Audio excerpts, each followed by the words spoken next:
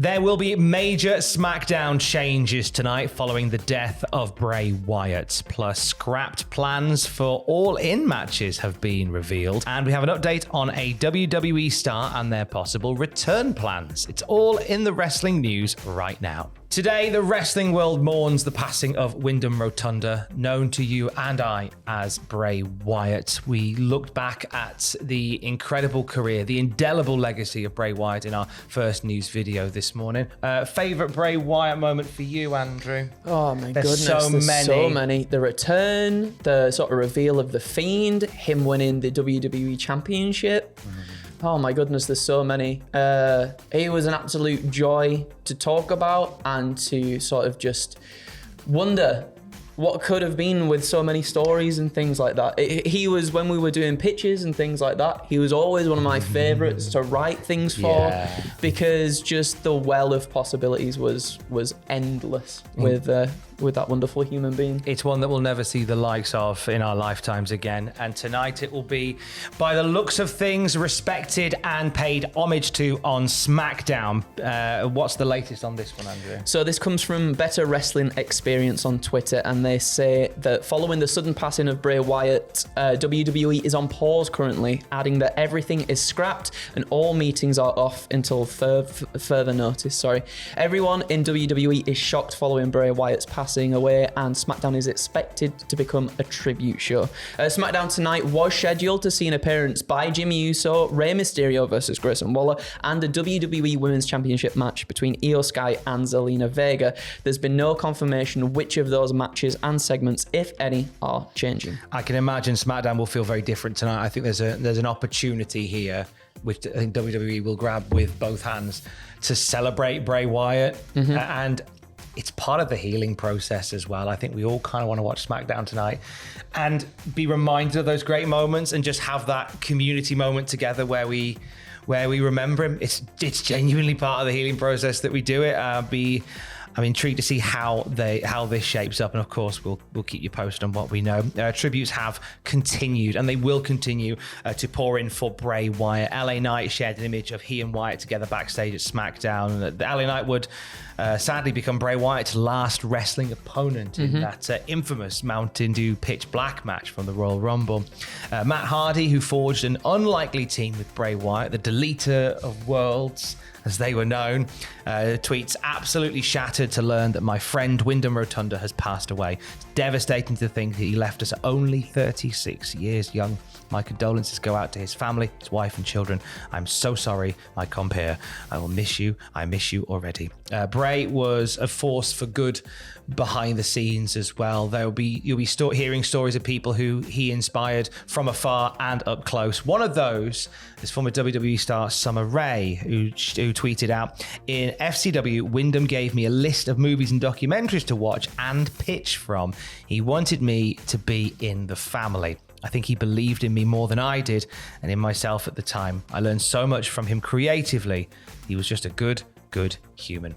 Those are just filling up timelines as they should today. Oh, absolutely. Like it's remarkable to see. There was one video that I saw, and I think it was just of a fan, sort of, when people are kind of just waiting outside venues and stuff. There was a little fan, and they saw Bray over the barricade, and Bray just opens the barricade. He's on his own, opens the barricade, comes out and just takes a photo and has time for a fan, and that's such a wonderful thing to see. Absolutely wonderful. And there'll be loads of those, and share them far and wide throughout today as we continue to come to terms with the sudden, very tragic loss of Wyndham Rotunda, aka Bray Wyatt. Other news to talk about this morning. This Sunday, AEW presents All In from Wembley Stadium. It's been a card that has been fraught, to say the least. It was very late in being put together. Numerous parties not being able to be part of planned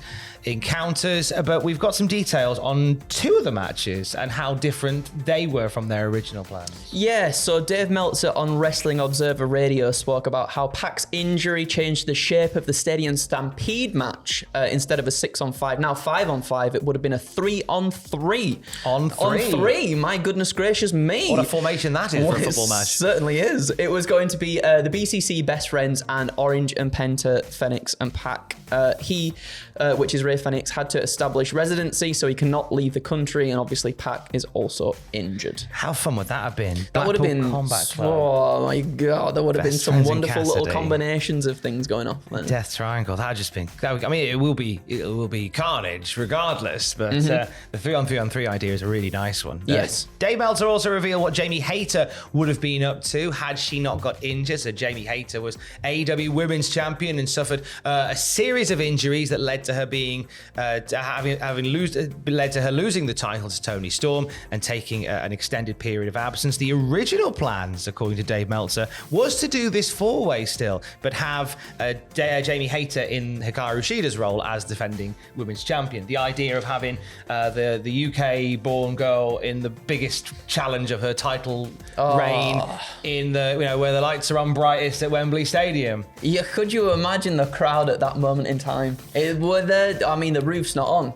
Wembley Stadium anyway, right? It would have gone further off into the stratosphere. There was then after obviously Jamie Hayter got injured, there was a hope that they were going to do Jamie Hayter making her big comeback at Wembley Stadium to take the belt from Toni Storm. However, when it was determined that Hayter would not recover in time for Sunday's show, the plans became what they are now, which is the 4-way original concept, but with Hikaru Shida in the mix as well. Yeah. It's a battle for the who should be the Queen of England. Oh, do you know what? I think Jack might have it in terms of it could be Toni Storm. I reckon maybe she turns on Saraya. Who knows? I'm excited to see. I'm buzzing for it. I can't wait. I genuinely can't wait for this weekend. You can check out Fraser, Porter and I's predictions on the channel right now. Live reactions with Fraser and I on Sunday night on the Cultaholic YouTube channel.